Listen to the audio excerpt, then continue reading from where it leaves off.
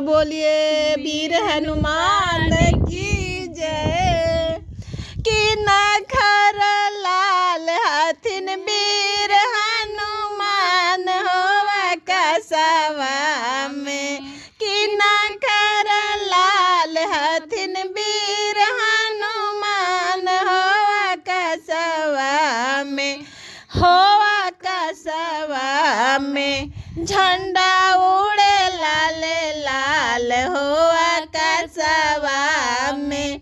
झंडा उड़े लाल लाल होवा कसवा में। अरे अंजनी के लाल हथिन वीर हनुमान होवा कसवा में। होवा कसवा में झंडा उड़े लाल लाल होवा कसवा में। झंडा उड़े लाल लाल होवा कसवा। अरे मोथी पर मुकुट शोभे हाथावा में गदा होवा कसवा में।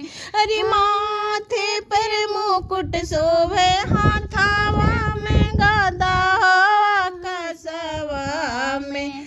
हनुमत भरली उड़ान होवा कसवा में।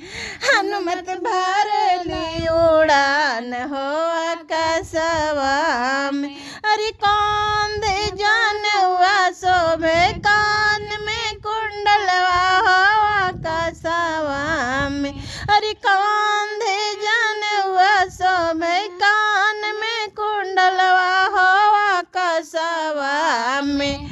हनुमत भरली उड़ान होवा कसवा में।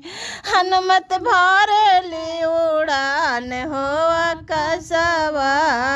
अरे पाँव खड़ुआ शोभे कमर में लंगोटा होवा कसवा में। अरे पाँव खड़ुआ शोभे कमर में लंगोटा होवा कसवा में। हनुमत उड़ली उड़ान होवा कसवा में। हनुमत भरली उड़ान होवा कसवा। अरे राम जी के दूत हथिन वीर हनुमान होवा कसवा में। अरे राम जी के दूत हुए वीर हनुमान होवा कसवा में। हनुमत जापे राम राम होवा कसवा में। हनुमत जापे राम राम होवा कसवा में। अगर मेरी हनुमान भजन अच्छी लगेगी ना तो मेरे चैनल पर नए होंगे तो लाइक सब्सक्राइब कमेंट जरूर करिएगा। जय हनुमान वीर बली।